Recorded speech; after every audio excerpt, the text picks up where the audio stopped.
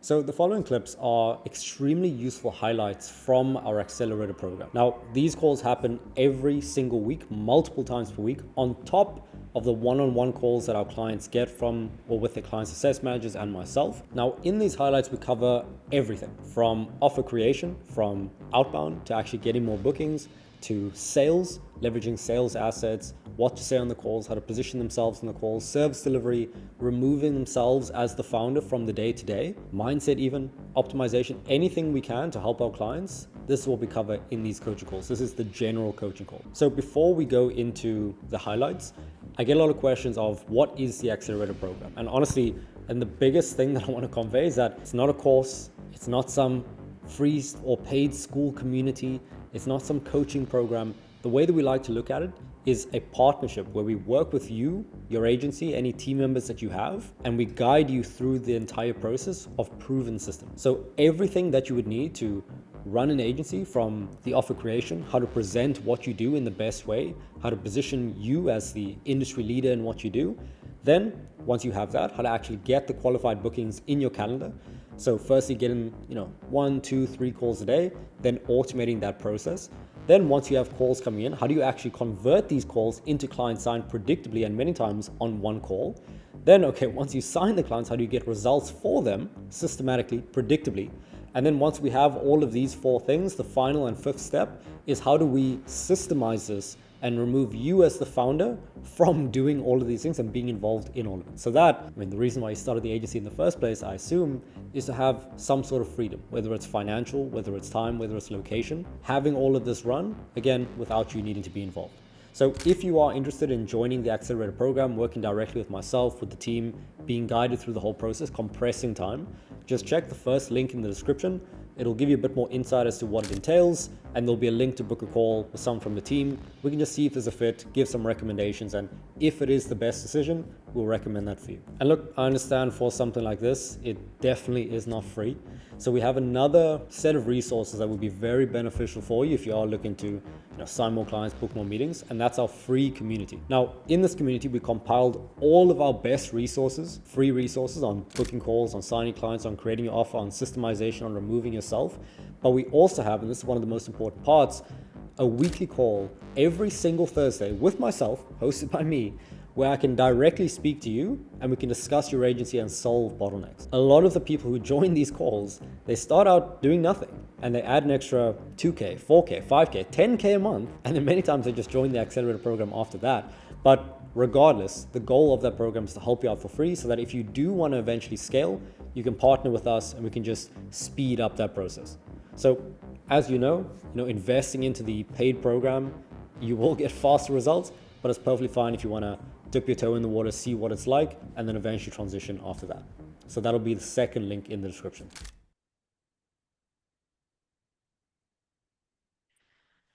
Everybody, how you guys doing? Very well.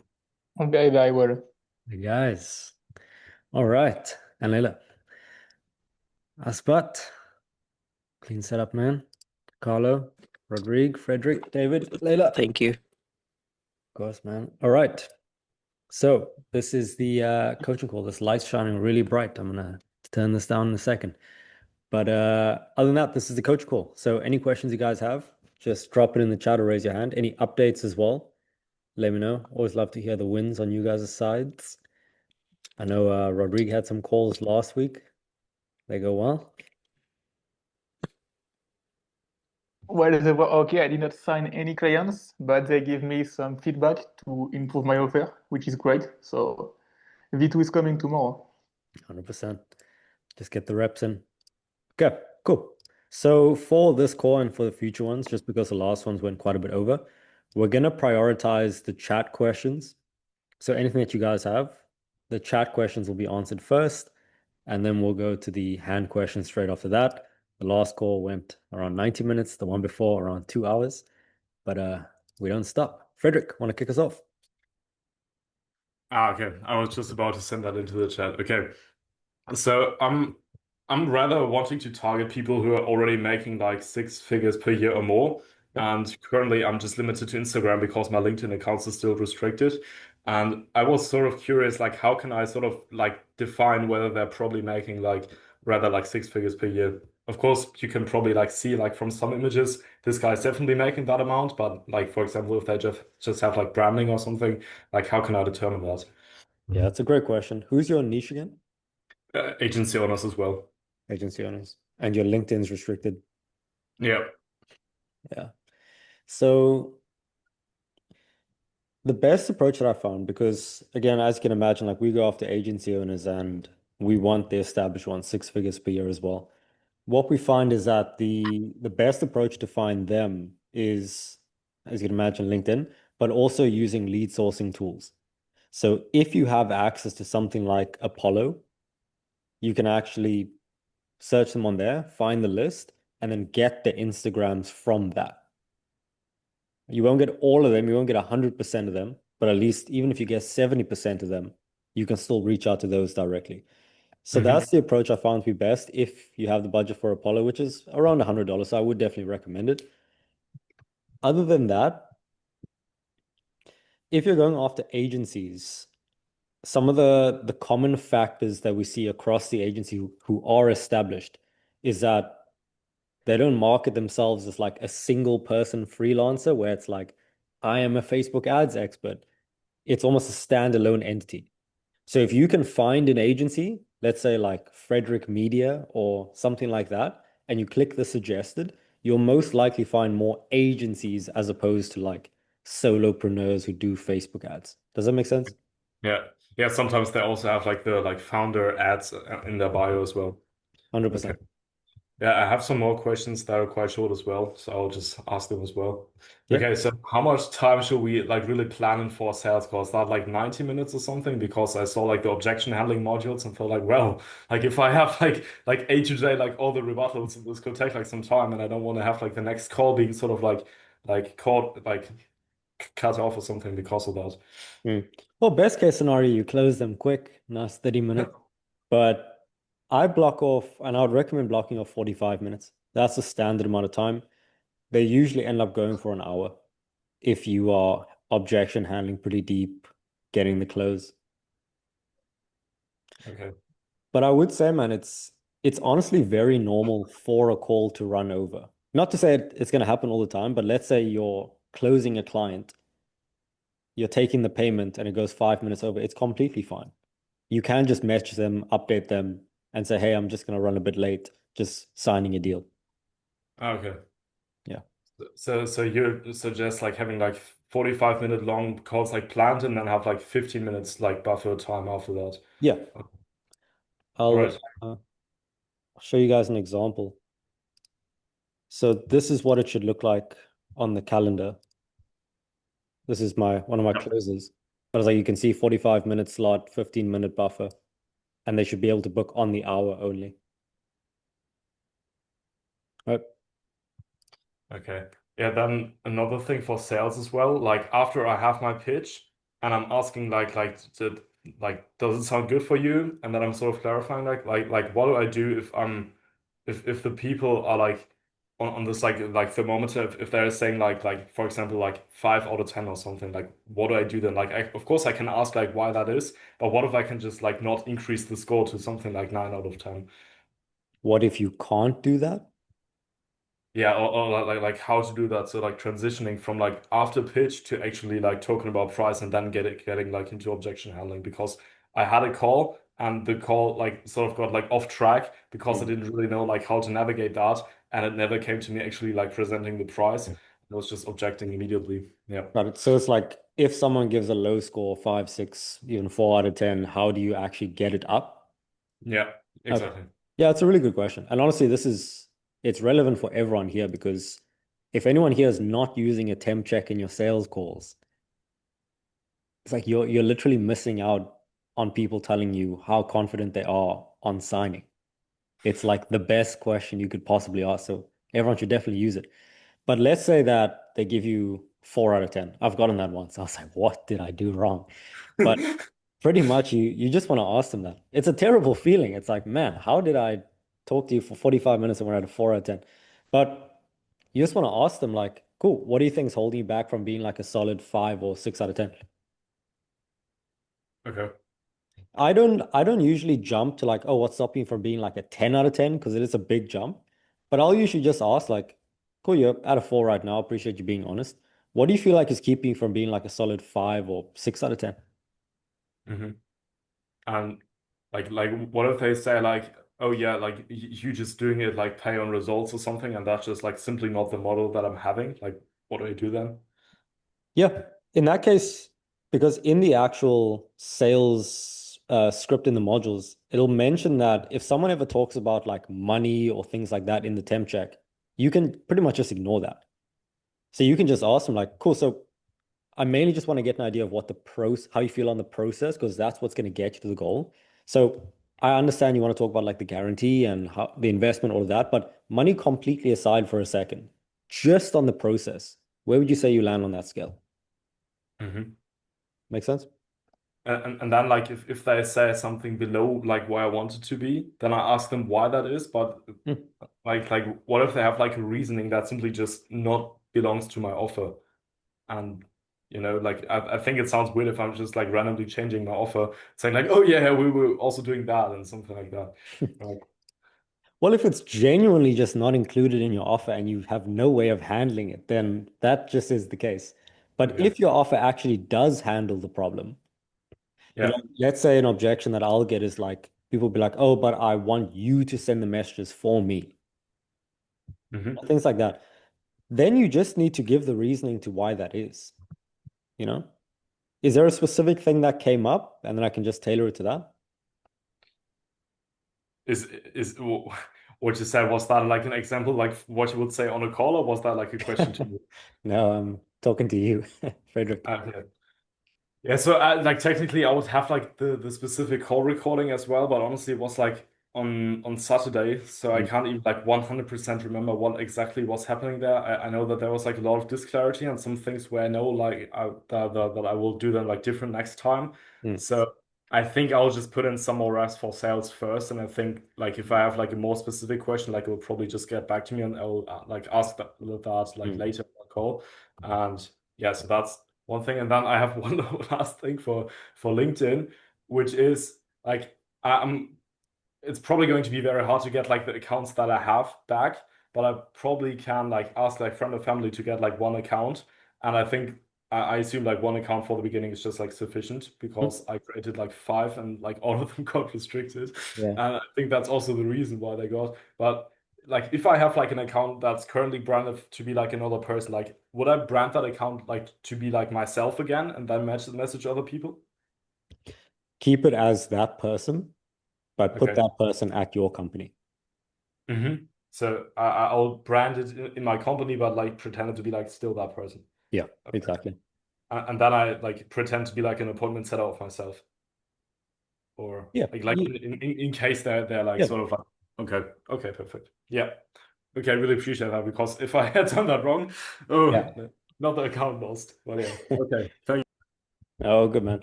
I was just going to end that on the sales point because I was saying this on the agency accelerator call yesterday, and I think it's such a useful principle for anyone here who's going to take sales calls, and honestly for cold calling, for outreach, for anything. And the principle is just that the person you're speaking to, just remember that they are literally a human, right? And what I mean by that, it sounds like either one you're talking about. If someone's ever like, yeah, I don't really think this is going to work. I think it's like at a 4 out of 10. We can just ask them what they would need to see for them to be fully confident. Like it's actually a very reasonable thing. And if anyone's even slightly logical, they will just tell you, you know? It's like, yeah, where would you say you are out of 10? Probably at like a 4.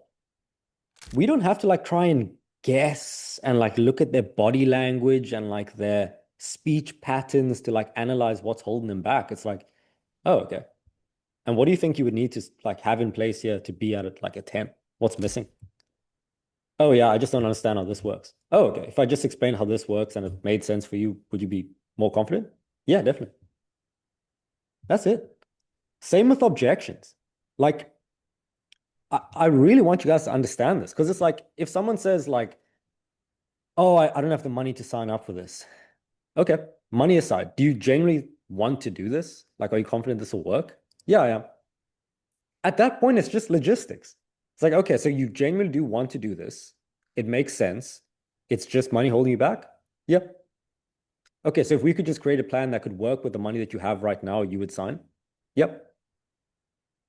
And then you just check like, okay, what do you have available right now? What's coming in? What's profit? How much is left over? What can you allocate? Okay, cool. This much. Okay, if we do this, then yeah. That is literally it. Like, I don't want you guys to think it's some complicated, like, karate session objection handling. It's literally just logistics. And when you think about it like that, it removes a lot of the pressure. Hope that makes sense. Does it make sense? Yep. Cool. Frederick says plus a retie. You're on it. Good stuff. Okay. We're gonna, like I said, we're just gonna prioritize the chat questions because it's quicker. And then we'll go to the hand one straight after that. Carlo says, I had an idea on going to the US for some live sales efforts, but I would like to set up some meetings beforehand. How would you go about this? How would we approach cold outreach differently or the messaging? I really like that. I think that's fantastic. What are you going to the US for? Is there like an event happening? I mean, there are some networking events, of course, but I have a client there, like in Dallas. I would like to meet them for sure, like in person, which is also, I guess, a good hygiene for the Mm. relationship, anyways. But since I'll be there, I wanted to like kind of set up some meetings, and I heard some other people that they set up a couple of meetings beforehand, and they don't actually go if they don't manage to set up a lot of meetings. Mm. And I think in my area, I mean, in my niche a lot of big deals can happen Mm. much more frequently if there is some personal connection there. So I was thinking about it. Not sure where I stand at the moment, but I would, yeah, that's the idea. 100%. So we have a couple clients who've done this in the past. What we, or what they've found to work best, to be honest, is that if there is a common event, and this is why I was asking, then we can just outreach to that entire list and say, hey, I'm going to be at it. We usually do this. Would be great to connect. And the response rate will be so high. Like that becomes the personalization of your message. So that's Mhm. that approach.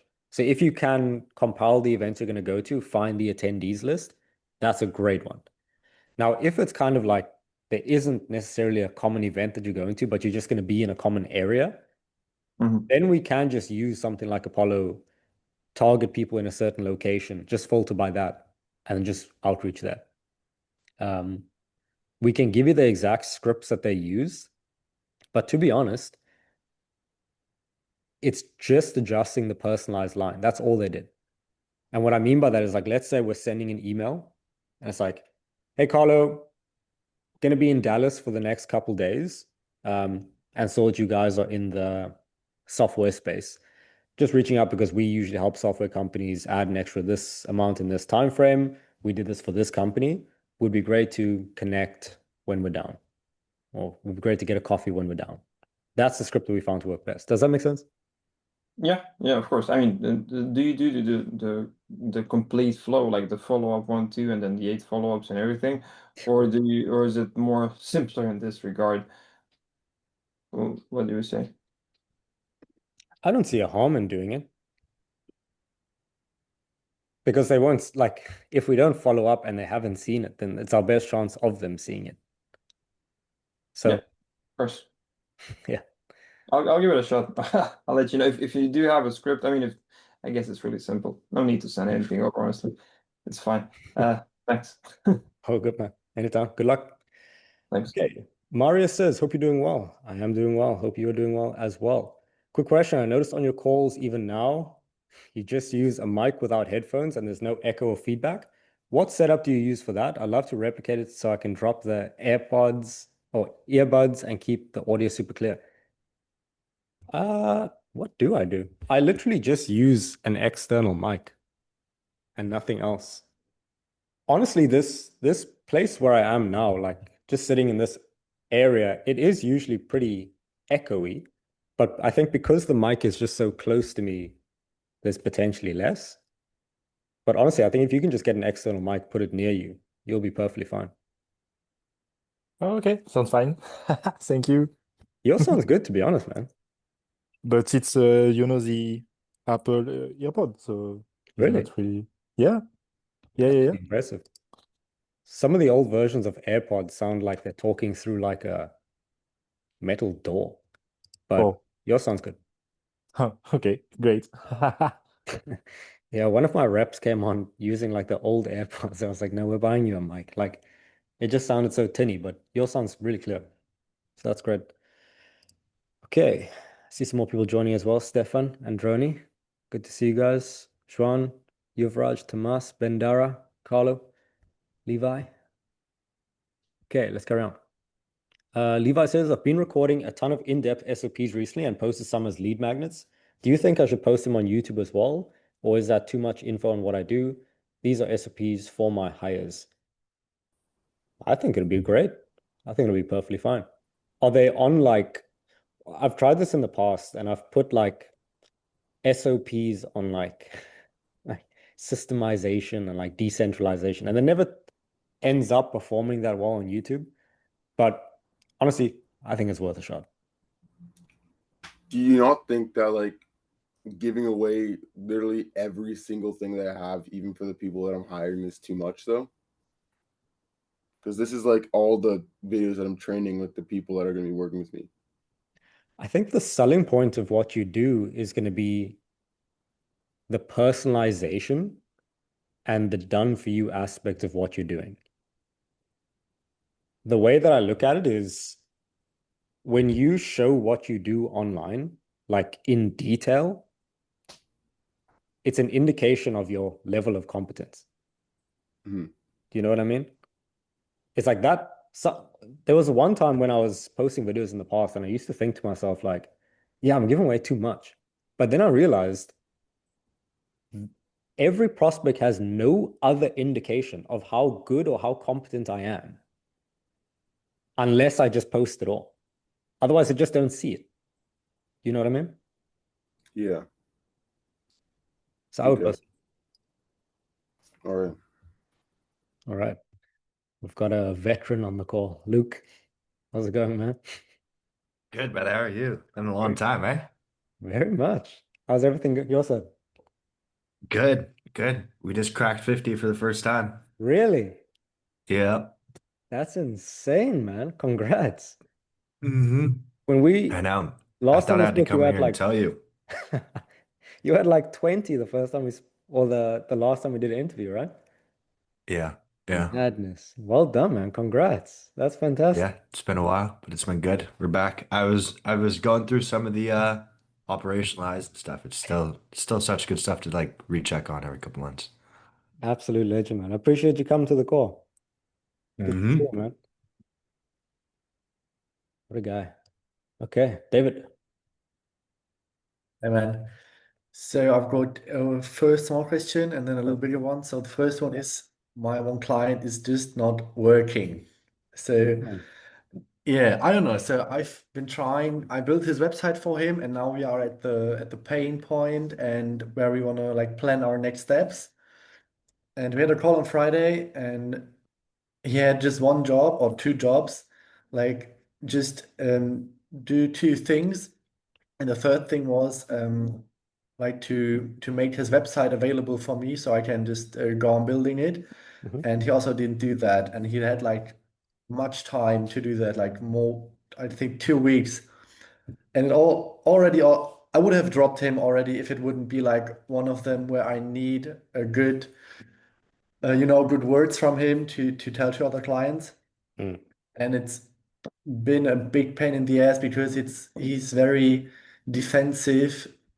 And he told me he wants to move forward, and I told him, yeah, great, let's do this. But he's just not doing the work. And I've been a little pushy the last week, so I've been always, when he didn't do anything, I've said, okay, like let's talk next week, Friday again, same time. And we did that, but he didn't deliver the things he should do. Mm. And now we are at a point like we talked on Friday and he didn't do anything again. I was like, yeah, all right, so what should we do now? How much time do you need? And yeah, that's like the point right now. And I'm asking if I should push it more or leave it to him and just like him to reach out when he's done it.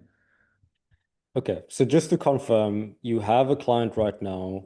There's certain deliverables that's needed from his side to actually get the project going, but he's not completing the deliverables in the time that you have set for him. Is that right? Yeah. Okay. So it's how can we resolve this and get him to actually complete these things? Yeah. Has he paid yet? No, that's the thing. He should pay now. Mm, We are at the stage where he should pay now. okay. I think if that's not a good enough indication of why we need to collect money up front for everyone else here, especially the ones starting out, it's like, that's it, you know? So just so we can get clear on it, David, what are the specific deliverables that he needs to complete? Yeah, so he needs to fix his email address and he needs to give me access to the website. That's basically all. And he needs to send me money to start me. That's all. That's number one. Yeah, that's all. And then I could go on because I told him I'm pretty busy in September because I'm working full time at the DA's office in September, and I told him I have very limited time. And I said, no problem. The website is done in 3 to 5 days. That's not a big deal. But he's also somebody who needs lots of customization in the after work. And I told him it's no big deal, but we need 1 to 2 weeks to make it to go online, to make it ready to be online. And he understood that. Yep. And he confirmed that he wants to do all of that, but he's Yep. just not doing the work he should. Have you gotten onto a call with him since you gave these deliverables to him or these expectations to him?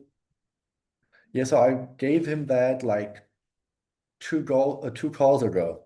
And every time I checked him and asked how it is and tried to push him kind of to do it. But every time he came like, yeah, I had no time, I was on construction site or whatever. I don't care that much. But he's just not doing it. And that's what is like a pain in the ass right now. Yeah. So correct me if I'm wrong, but it seems like these things that he needs to do would not take long at all. Like changing his email and giving you access to the website. Like, surely that's like a 5-minute job. Am I wrong? Yeah, for him, he's like still using Windows XP. I don't know if you know, it's like 20 years old software. So he's slow in everything. I mean, that's not bad, but he needs so much reassuring things Yeah. from me, and he's right now at the other website provider.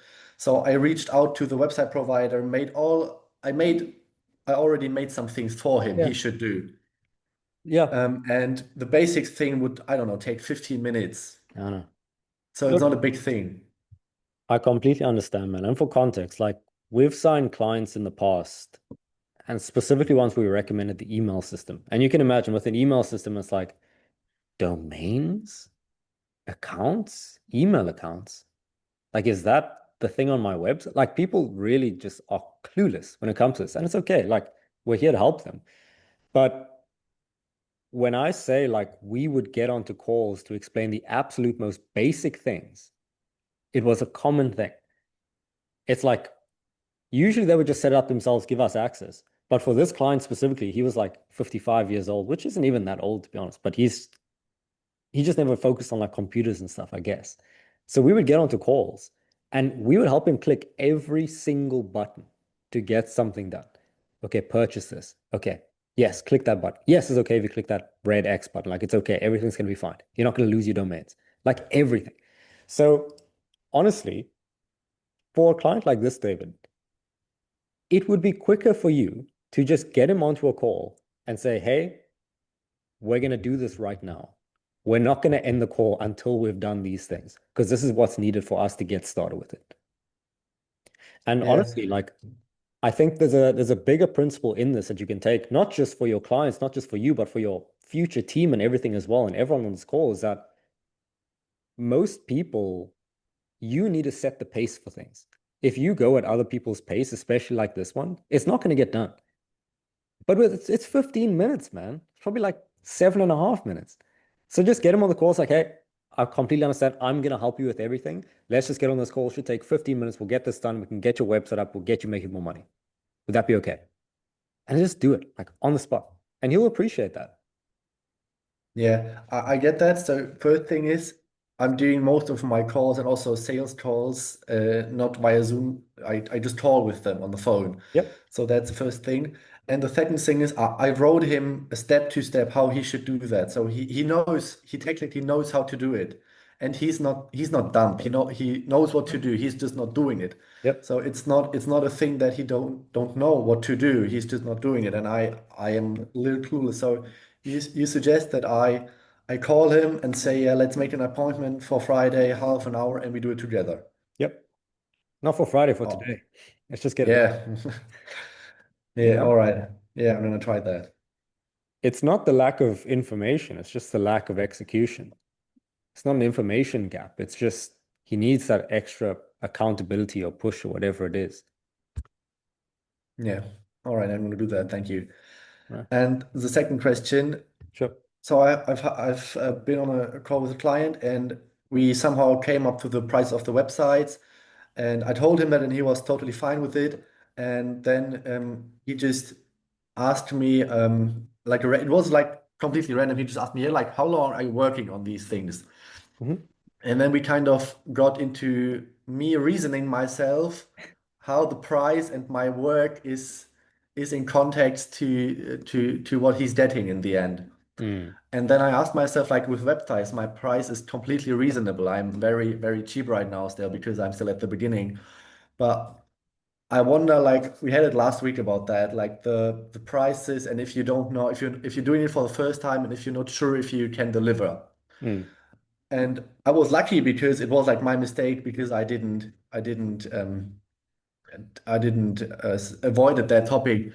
and I wonder like how it would have gone when we would have been about the Google Ads or any other service I'm providing, because Yeah. how would I reason the price which I'm asking because it's not working hours, it's not like how do I reason my prices?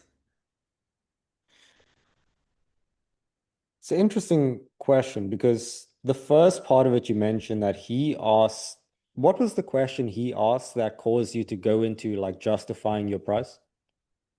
Yeah, he was like, so the topic in the beginning was like how much he's working right now and did want to work less. And his son is taking over and all in all. Okay. And he was like, yeah, I'm also, because we were talking about this. And then he asked like, yeah, like just out of interest, how much time do you need for a website? Yeah. I was like, yeah, depending on, yeah, like X to X. And then he was like, yeah. And how are like the prices in the branch of like doing websites? I was like, yeah, it depends on how big and all of that. And then we kind of got into me myself reasoning why I'm asking this price.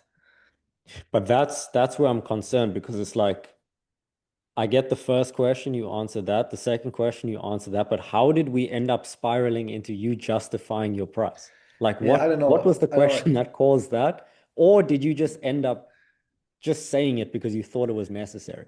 Yeah, I think it was my mistake because I was like in a very defensive position, and Yeah. I think I don't know how it really came. I probably have Yeah. just said it, but I like want to avoid that in the future. So the first question about that is, do I even need to reason myself for the price? And if yes, how should I do it? I think we know the answer to that. I mean, Tomas made a great point over there. It's like if someone asks you a question, instead of like spilling all every word we can possibly think of, it's more appropriate to just ask, like, yeah, what makes you ask? Like, let's say someone asked you, how long does it take to make the website? After getting all this context, like he wants his son to run the business, all of that. Yeah, great question. What makes you ask?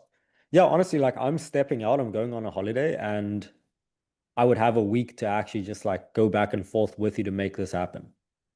Okay, that's perfectly fine. So the goal is just to make sure that within this week we can get things done, get things organized. Is that right? Yes, 100%. Perfect. Honestly, it takes maximum 4 days to get things up and running, assuming we can get back to each other in time. So if we can do that, would you be good to get going? Okay, perfect. How much does it cost? Like that's it.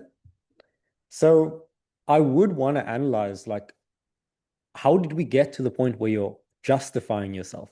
Because it may be the case that we actually didn't need to. Does that make sense? Yeah, I think it was a case where I may not have needed to justify myself, but I think it's also right now for myself, like Hmm. what makes me charge, I don't know, 1.5K for a month of Google Ads? Like, why am I charging that and not 1K or 2K? Like, where's the reasons? Why should I charge that price?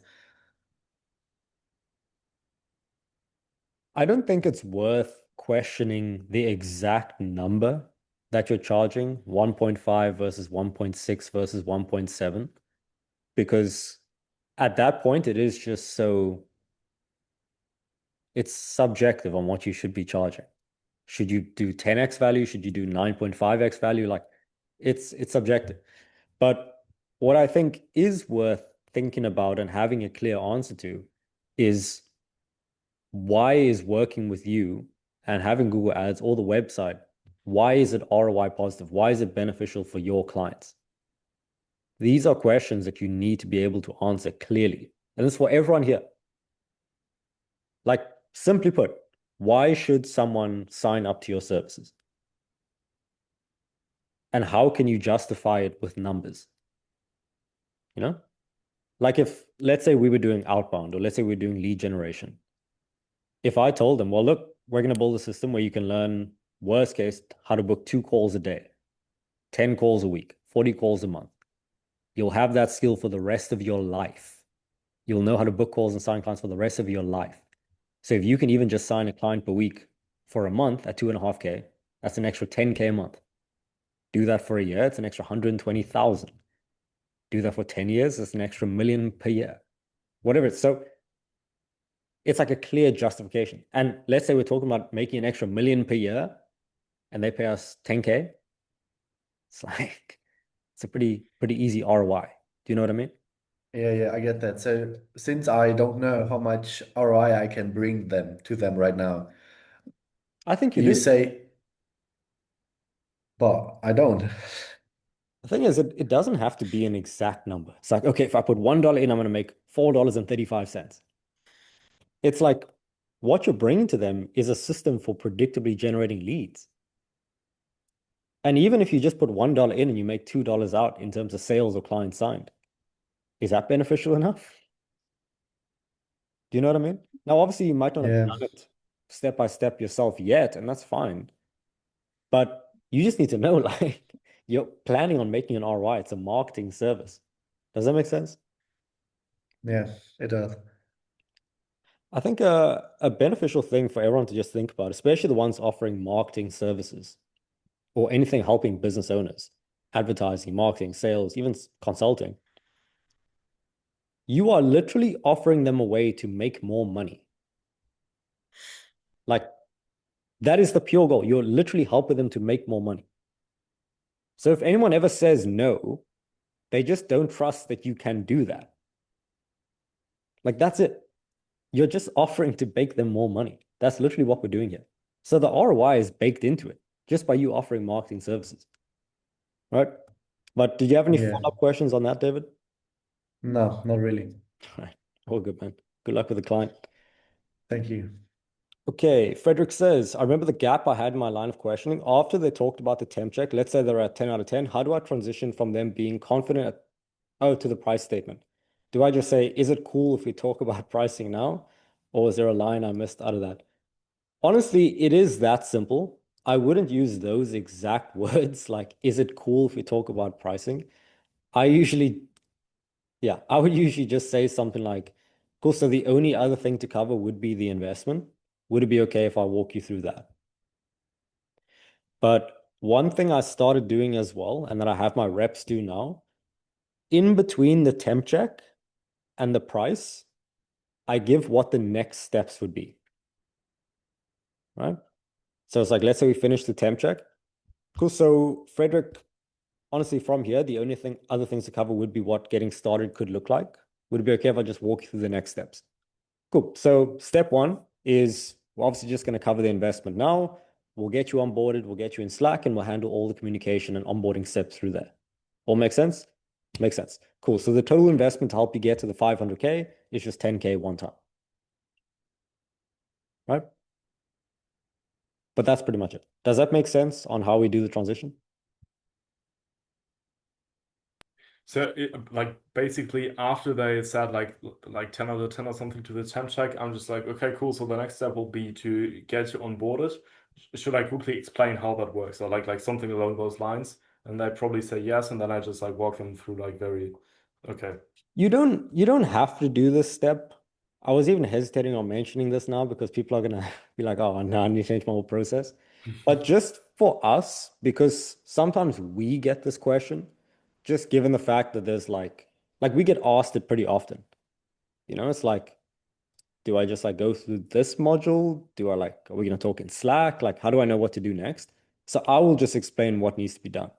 But in your case, if it's straightforward, if you've already covered it, then you can just go temp check to price. Okay. Yeah. Yeah, actually I wrote like the exact line in the chat that I had there because I actually signed my first client like above $1,000 with that exact line. And she was like, yeah. And then I was like, you ready to do this? Yeah. And everything was working. But yeah, okay. Yeah, Yeah, I man, get what. if it works. Like the thing is, you using the line that I said versus the line that you said here, it's not gonna make or break a deal, you know? But the way that I look at it in sales is that it's almost like death by 1,000 cuts. So if every single, like let's say every single time you ask the question on a sales call, you stuttered, right? Just one stutter every single time. It's like one stutter alone isn't going to kill the deal. But the fact that you stuttered on every single question and you messed it up every single time is just going to drop their confidence a lot, like compounding. Does that make sense? So it's like, I just try to minimize any sort of small things that can throw doubt in. Stuttering, using the wrong words, using too many words, bad body language, bad environments, bad presentation, bad audio, bad Wi-Fi. Like all these things just chip out at it. Does that make sense for everyone here? So you just want to try and minimize that as much as possible. Okay. Chat, I have a stutter. Am I cooked? All right. Asbat says, I love these detailed questions. This is fantastic. So we're just going to go through the chat ones, then Leon, I see yours over there. We'll come to that in a second as well. Okay, Asbat says, so I run a content agency and help agency owners and coaches make long form content. Fantastic. Completely done for you. That's a great offer. The problem I'm facing is that people underestimate YouTube as a source of lead gen and trust building, 100%. They aren't willing to spend on it. Plus, they have to record stuff, so it's kind of 10% done with you. This throws them off. How do I position my offer?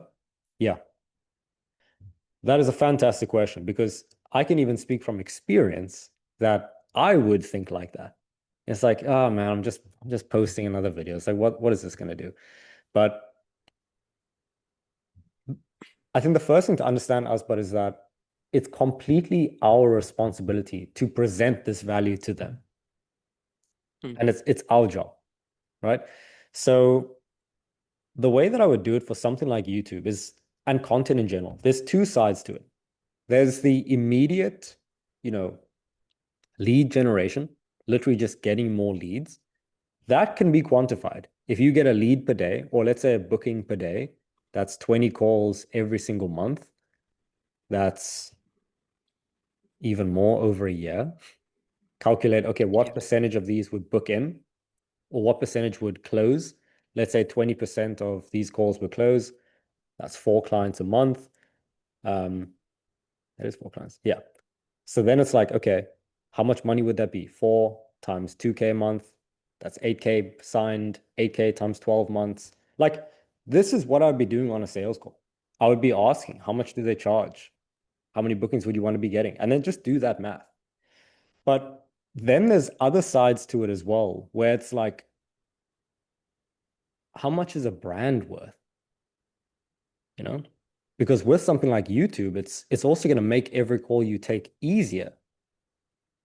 Right? So I do just want to ask a follow-up on this. When you say, how do I position the offer? Is this in outreach? Is it in content? Is it on a sales call? Just so I can contextualize this. Yeah, so it's more on the sales calls.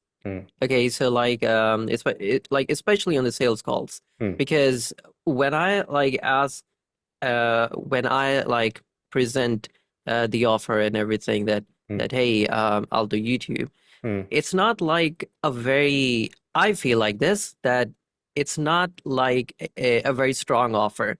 So it's not like I'm offering cold emails, so I'll just say you pay me Yeah. and I'll send like 10,000 Yeah. cold emails every month and book you calls. Yeah. That's a very powerful and a very simple offer. But when it kind of comes to YouTube, it's like they have to do the recording, and it's like content, and content is slow, although it is compounding, but it's actually slow and it's not really fast. So yeah, on sales calls. It's a great question. I thought you were saying you had a stutter, man. You're speaking perfectly fine. I do have it. Oh man, you're Thank you. fine. So, in terms of on a sales call or something like content, the thing is, man, with any sort of lead generation, it's not instant. There's almost always some build-up period. Anyone who you speak to who does paid ads, even them, they'll tell you, yeah, there's most likely going to be a testing period. We'll figure out the proof of concept, then we can start scaling things up. Same with outreach. We're going to test a couple scripts, then okay, scale it up. So with Yeah. YouTube, I would like to see one of your calls and how you're currently positioning it. But and you're speaking to agency owners, is that right? Yeah. Okay.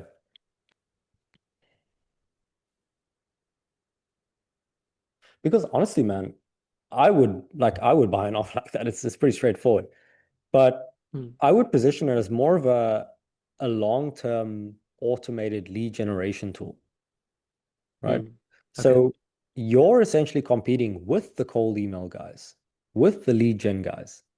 And you're mentioning that your method, yes, it may be slower initially, but it compounds and grows over time and builds an audience that you never lose as long as you keep going. So what I would be doing is, in the line of questioning, I would be figuring out, okay, what are their goals? Let's say 50K, let's say they're at 10K now, but the main constraint I assume that they're facing is they don't have a system for booking calls. Yeah. Yeah. Then you want to be positioning YouTube as the means to book those meetings. But what I would be doing specifically, because I'm just thinking about this on the spot, with something like YouTube, you can present it not just as a lead generation tool, but as a sales tool and a scaling tool. Yeah.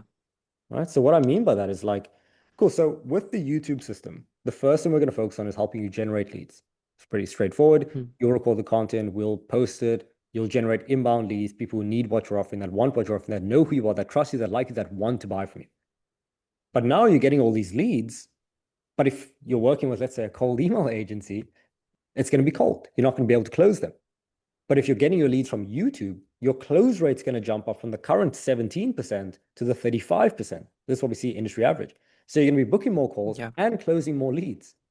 And on top of that, because you're building this brand, because you have this reputation in the space, once you sign all these clients and you want to remove yourself from the day-to-day, you'll have this pool of people you can hire from who want to work with you because you're seen as an expert in the space.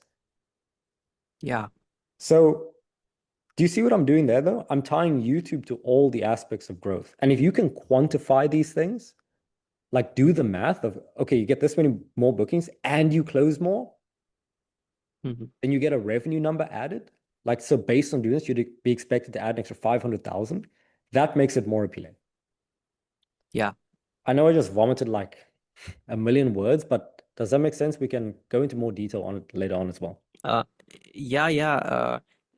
That actually makes so much sense. And I actually asked these questions in the second and the third part of this question, that you're absolutely right, because there are like so many intangible things, like a lower sales cycle, or more trust, more authority, and being the go-to person, a personal brand. So I was just having some trouble, as you said, quantifying all of these things, because they are more like what's it called? They're more like sides and not inside the main offer. Yeah. So yeah, it totally makes sense. Yeah. The main thing they'll be coming for, just based on the fact that most agency owners are struggling with lead gen, they're going to come for that. But then just by you presenting the other aspects, it's going to be more appealing. But secondly, content creation has many intangible benefits like authority, lower sales cycles, pre-sold clients. How do I convey this with my offer? Yeah, so it's not like you're just going to present everything in every sales call. It's going to be based on what their problems are. All right, so let's say in the discovery, you're asking, okay, what's the biggest things holding you back from hitting the goal? Lead generation, getting more bookings. Okay, you're going to mention that. Then it's like, okay, we're not closing that much. Then you mention that. Then it's like, okay, when we start scaling, we didn't have a system for that. But then you can just put YouTube in there. You would just mention it to solve the problems that they mentioned. Does that make sense? Yeah, absolutely. Perfect. And then thirdly, organic content doesn't have like accurate KPIs like cold email, cold DMs, for example. Organic content is kind of dependent on many factors. Sometimes we can book 5 calls, but sometimes 50. How do I rationalize this discrepancy? It's completely understandable. All people are looking for is a ballpark. Yes, if you can give the exact number, they would love that. But anyone offering marketing is either like whatever they're doing, they're offering a ballpark. Ads, email, YouTube, it's all there. So yeah, it's rationalized. Like they understand it. Does that make sense? Yeah, it does. All right, all good. Thank you so much, Ethan. Anytime. Okay, so gonna keep running through the chat questions and we'll come straight to the hand ones after that. Yuvraj says, hope you're doing good. Recently changed my offer to performance-based. Very nice. Have a few emails, which I'm looking to get reviewed. But before that, I have one question that I'm looking to create an automation end-to-end for personalization. That will definitely take some time, but do you think it is worth giving a shot? Yeah, it depends how much time you have. Like, Yeah, well, I have one friend like who's like expert in automation and stuff. So like, I'm asking him to basically build this automation for me. So I'm Okay. just asking like, will it help out or Yeah. not? Like, yes, like the straightforward answer is yes, it will help. Having a Okay, yeah. more personalized email will almost always help. So if it's viable, then by all means, go ahead. Yeah. Okay. Also, I've started getting appointments from LinkedIn ads, but they're very cold. I'm thinking that maybe I can call them as soon as they book and ask them to watch a video or anything like that. What do you say? Yeah, 100%. If you can call them, that's fantastic. We, like all of our setters, send videos after anyways, like on LinkedIn and via email. So that's great too. Anything where you can just get them to consume some content is perfect. 100%.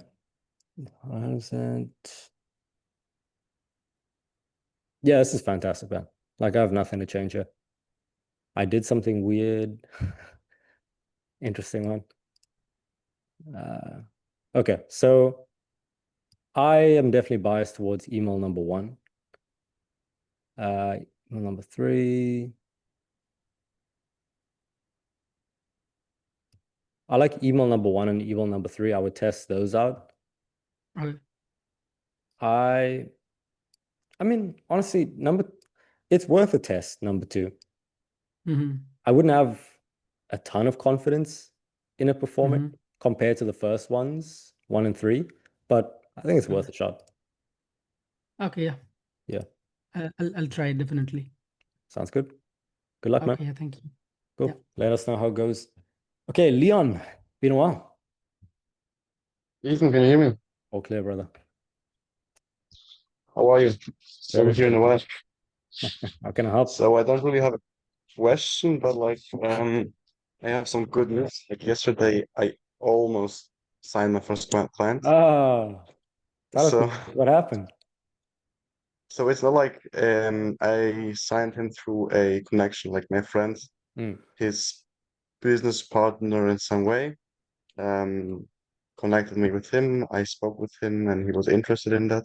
Nice. It wasn't really like as formal as with clients on Zoom, but like much how it was like straightforward. Like I told him what I do. He said okay. I told him he was gonna be like my first client, and he didn't really care. Like he said, as long as I can like do Google Ads for him, that would be great. And the deal was also a little different because like I have no reputation yet.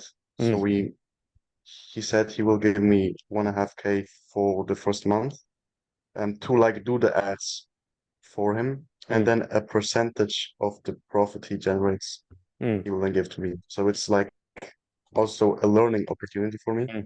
It's not like a conventional client, but it's also a great start. 100%, man. I'm glad to hear it. Is he signed yet? Did he sign? Now we will have a call in an hour actually, like Oh, 8 p.m. good And then stuff. I will also discuss like the introduction to everything, the systems with Very him. nice, man. I'm so glad to hear it. Good luck for the call. Do you need Thank you. anything for it? You ready? I have one question actually. Like I wrote like an onboarding form, and I just want to like to review it quickly. It's a translation, so I don't know if it's grammatically correct. Can you see it? Yeah, just read it now. Is this going to be asked on the call or is it going to be in a form? Like I sent him the form, so he can like look through a few questions. Like I made a version of it to send it to him, but I will also like discuss it on the call, like Okay. with him. Yeah. Yeah, that's perfectly fine. If there's more, just scroll down. Yeah, nice. Yeah. Okay, who's your ideal client? Yep, this is perfect. And then here, because I do Google Ads. Yeah, like all so. good. Yep. There's actually quite a few. Yeah. Yeah, honestly, all these are good. Are they Yeah. Yeah, honestly, you can perfect? keep scrolling through it. I don't see anything that stands out as an issue. Communication, who's the main? Yeah. Yep, that's perfect. And that's it. Yeah, that's great, man. I would get it in a form if you can, but by all means, start on it with him, just to move quick. But nice work. On the call, yeah. Thank you. I was really glad. Good luck, man. See you, Aspat. See you, Leon, as well. Good luck for the call. All right, Luke. Thank you. I just had a question about hiring closers. Do you have, when you were doing done for you, did you ever have a closer? Done for you now. We never really had to. We had setters who did a lot of triaging, which honestly did a lot of the closing, but then I would always just take the final call just because we did some custom deals. Yeah. Um, how would you structure their comp structures when it's not like info where it's just super easy to do like straight 10, 15% commission? Usually they would get a percentage for there's a couple options to be honest. Usually they get a percentage of the deals that they close, Yeah, yeah, yeah. um, like continuous or on like a Mm. set period. Are you hiring closers now? I could potentially connect you with someone. Yeah, I'm looking to. I'm still taking all the sales calls. What's your volume like, booking wise? Um, around like 100 to 120 calls a month. Mm, Booked. That's not all showed, of course. yeah. Through email? Hmm. Just email. Hmm. Very nice. This is my proof that you guys can book meetings through email. Everyone here asking me email questions. But no, that's great. So 120 divided by, okay, 30 calls a week. Let's say worst case 60, 70% show. Okay, that makes sense. That's viable for a rep. Um, The volume is definitely there. I just don't know how to structure their comp. Price point? We're still doing performance based, so it's like 2 to 2.5K setup plus cost per call. Mhm. Okay. The ideal scenario, and I was talking to Eman's team about this one as well. Ideal scenario for a done for you price point is that let's say you do 2K a month, but you structure it as a 6-month program. I'm seeing everyone do that. I'm Yeah. seeing everyone do that. It, That's become a thing as of only recently, though, right? really? Oh, I've been seeing, No, I'm asking you. I'm asking you. Would you say yeah, that's become more popular as of recently? maybe more popular recently. but I've been seeing it since back in the day. Like when I said Mm. back in the day, like I'm an old man, but like even when we were charging like 6 months up front, that's what we were doing. But what it does Mm. is if that's the standard, like let's say 6 months upfront, 20,000, whatever it is, anything less than that is like a payment plan. It's like a split. So then the rep would get a percentage of that total 20K. hmm You know what I mean? So if you got Yeah. 10% of the 20K, that's No, a that's 2K that's fine. commission. Right. Yeah. Okay. Yeah, I may need to go look into changing the offer a little bit. I agree. Mm. Are all your clients performance based? At the moment, yeah. Interesting. I mean, you're at 50, so it's all good. Yeah. Yeah, we can see. I'll let me make a note. I'll see if I can connect with someone as well. I appreciate that. Thank you. Anytime, man. Anytime. Congrats. Sales. Okay, cool. Let us carry on. Mauricio, I'm booking calls, but I feel like I'm just burning the leads. I filled out my sales tracking sheet and realized my closing rate this year has been 3.6%. Clearly, my main focus now should be improving sales skills. You're 100% right, but I'm not sure how to approach it. I was considering practicing my script, already doing it, and memorizing objections for an hour a day, plus doing role plays, but I have the feeling I can be doing something more to improve faster. Also, I sometimes get offered calls with non-decision makers. Owners refer me to someone on their team. Based on their experience, those calls are very short and not very useful since they don't usually know key details. Should I still book them or skip unless I get the owner on? It depends on your volume, to be honest. Let's say you get a call with someone who isn't the decision maker. I wouldn't disqualify it completely, but I would message them and I would call them before the call to just be like, hey, we're going to need these key details. Do you have them? If not, can we get the owner on or a decision maker on? I just tell them that because you actually need it, you know? So that's the first thing. Just communicate whatever you do need with them. This goes back to what I was saying at the beginning of the call, where it's like, just tell them or ask them what's needed. But then in terms of the sales side, how many calls have you taken, Mauricio? And this year around 30, Hmm. but most of them has been in the last 3 months, Yeah. like 25. Yeah, I mean, understandable. Okay. And 3% close? Yeah, I thought that it was like 10%, but I filled out and it ended up 3.6. Man. Okay. The nice thing is this is a massive opportunity because now it's like we can just get this up, then we'll be in a very good spot. And to be honest, when I started in sales, I had a very similar close rate. So, do you have your sales tracker? I can review it and then that can help get some clarity. Yeah, let me send it to you. If you want, I mean, I don't know how much Yeah. private info is in a sales tracking sheet, but you can DM it if you need. Yuvraj says he took around 100 calls in the last 6 months and had a 6% close. It's all good. I just Nice. That's persistence. It's good. Okay, so let's see. Where are most of the calls? See, July. Okay. Let's start with August. So inbound email. Okay, so first thing I would say is let's fill out all the all the blocks over here because these things are surprisingly extremely important. And I'll go into why in a second. So besides the fact that it will tell me what the common objection you're getting is and the reason that they're not buying, because then we can just start training that. A big thing about sales is that a lot of the times you guys fundamentally know what to do on a call. Line of questioning, make sure they like it, ask good questions, pitch, handle the objections, close them. But the thing that stops us from doing it is our emotional state.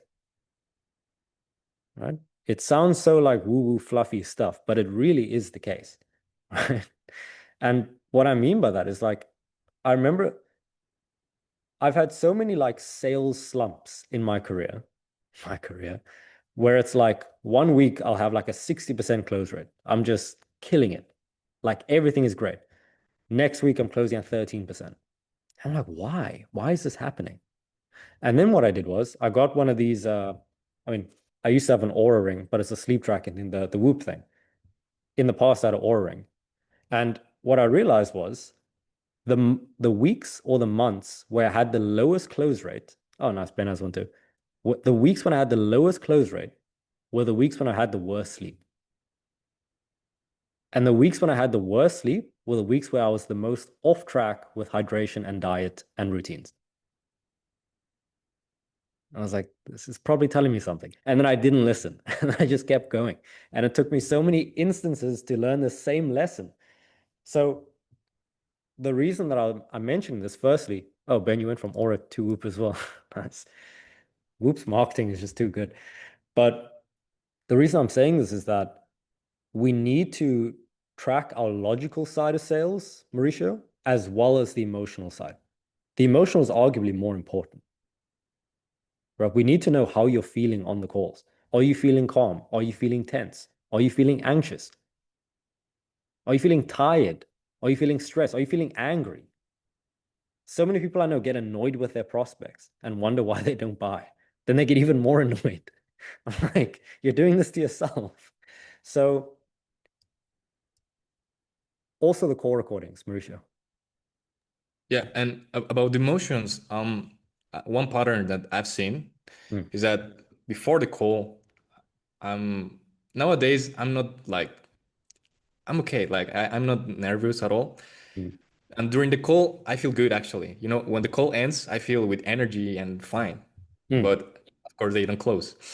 But yeah, I don't really know what's the problem. And the thing is, a lot of the calls I booked are inbound, so it should be easy to close.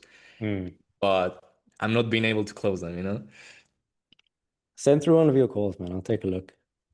I have one actually. I don't know if we can make a review today or maybe send it through Slack. What I'm gonna do is, because I've been wanting to review calls on this call for the longest time, and we almost never get a chance to do it. I'm gonna block off some time tomorrow or Thursday, and I'll go through some of your guys' calls. So if anyone has any calls that you want to get reviewed, just drop it in Slack. Just tell whoever's managing the account, potentially Kian, anyone else, that I said this.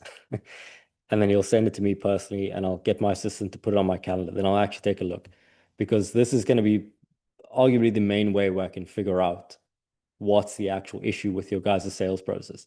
So this is specifically for people who have taken multiple calls, right? Using our process. If I see that you're not using our process, I'm going to say start using the process. All right, so yeah, send it through, Mauricio. You can send it now as well if we have time. I'll go through it. See you later. But otherwise, just send it on Slack as well. I'll get it added to my calendar. Yeah, perfect. I saw it on Slack. Cool. And the thing is, it's in Spanish, so I add subtitles, but I don't know if that is enough or should I do something else? That should be enough, man. I mean, I don't know what else could be done. Maybe get AI to translate it, but no, it'll be all good. I feel like I'm watching Okay, a TV show. perfect. My Thank you. girlfriend was watching some German show on Netflix. I'm like, whoa, I can't hear these people. It just seems so weird. But yeah, not because it's German, David, just because it was a different language. Okay, as he says, AG, hope you're good. Likewise, man. I've been getting a couple calls, but they aren't qualified. Like a lot of them aren't making enough money, even though they have marketing agency or something like that, which I target on the LinkedIn. And some of them some of them don't show up too. So how can I qualify them before connecting with them? Plus, I don't know if that makes sense and don't want to be offensive, but they're mostly Indian or Nigerian. And I've heard people say that they're the worst prospects on social media as well. Yeah, okay. Like it's not definitive in that every single person from those countries are going to be unqualified or don't buy, but it just is a reality that the propensity to spend the likelihood of them having the budget is going to be lower.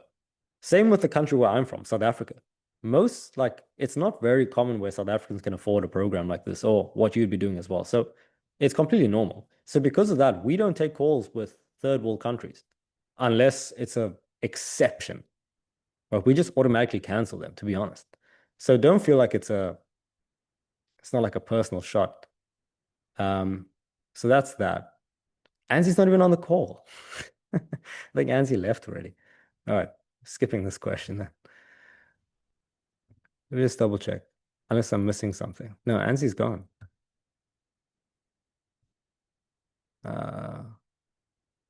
Just want to make sure.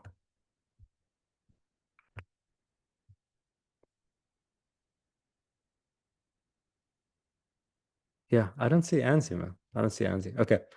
Anzi, if you're there, then just let me know. But I don't see your name anywhere here. All right, cool. So we'll carry on. David says, do you think it's worth also creating a Facebook guide for my clients as well, given that I've already made them an Instagram guide? I think that the question I would ask is, instead of asking yourself, do you think it's worth creating it? I would probably ask a question around, would them using a Facebook guide bring them a significant result? Like, that's how we gauge this. Will it actually be beneficial for them? If it is, then yes. If it's not, then no. Yeah, all right. I'm gonna find that out. Thanks. Yeah. Okay. Tomas says, I would also tell them that this is going to be. Oh, this is on the feedback for that. Good answer. Yeah, Aura. I still have the Aura. I honestly find the Aura to be more convenient because you just take it off when you shower, put it on the charger, and by the time you come back, you just put it back on. But with a Whoop, you have to because you don't wear it in the shower, so you take it off, put it in that weird looking charger thing. I don't know. But Whoop just seems cooler. Cooler people have Whoops than Aura rings, so branding, I guess. Okay, Yuvraj says, one more question. I have a lot of call recordings of mine in the past. I'm thinking to review one each day. What would you recommend me doing that? You know the answer. 100%, man. 100%. I'd be reviewing multiple per day. When I was in sales like full time, and it was not as like a job, but like that is the main thing I was focusing on, I would set aside an hour each day for training. So that training would either include flashcards, it would include call reviews, it include role play, like with myself. But I would just make sure to use that entire hour. And most of the hour went to call reviews of myself. So 100%. Cool. David says, Showman, is your girlfriend German? No, she's not German. She's South African. But she watches, there's a super popular show on Netflix called like The Empress or something like that. She was playing it in the background. I'm like, what are you watching? But yeah. But it's a German show, I think. It's pretty cool. This is what happens. They just put it on in the background and like you end up following the story. At first, you're like, what is this nonsense? And then you start watching the thing. Mauricio says CR7 uses Whoop. See what I mean? Van Dyke uses Whoop. Tony Robbins uses Whoop. There's so many. So many. All right. Cool. That seems like all the questions. Just want to check. Any last things, guys, before we end things off? What do you mean by flashcards? Where did all these questions come from? When I say flashcards, so in the last sales module, flashcards are honestly extremely, extremely, extremely useful for learning scripts and objections. It's phenomenal. So in the last module, I go over how to train, how to look at your feedback, how to get better on the sales side. So I would check that out. But essentially, it's like you'll have flashcards where it's like objection, answer, question, answer. And it trains you through space repetition to make it perfect. Right. Perfect. Thanks. Cool. That's how I used to study for exams in high school. Learn like biology. This is what med students use this approach for learning like all their things. Ben says, is 40% more revenue year over year while hitting your goals metrics too juicy or less juicy as an offer? We have hit that multiple times for multiple clients. Also, all of our clients are on month to month. You mentioned a 6-month signing. Do you think that might be better? Okay, let's start with the first one, 40% year over year. It definitely is, but what that 40% would be will vary from client to client. So I think the bigger the company, the more attractive that 40% is. But the smaller the company, the less attractive it is. So it depends on the context. Like when you ask about this, are you talking about like presenting it as an offer on a sales call in your outreach? Like where would it be used? In terms of the month-to-month thing, yes, I would definitely get some sort of longer commitment on there. It completely changes the frame. When we switched from month to month to a 6-month commitment or a 12-month commitment, it just made life so much easier and you collect more upfront. So yeah, I would definitely. And then we have offered a results guarantee. However, it changes per client when we realize the current state. Is that advisable? It should be tied to the 40%. No, you're completely right there. Like it should change based on their state, assuming you work with like different sizes of companies. So that's perfectly fine. We used to do a booking guarantee. For some clients, it was 100 bookings in 6 months.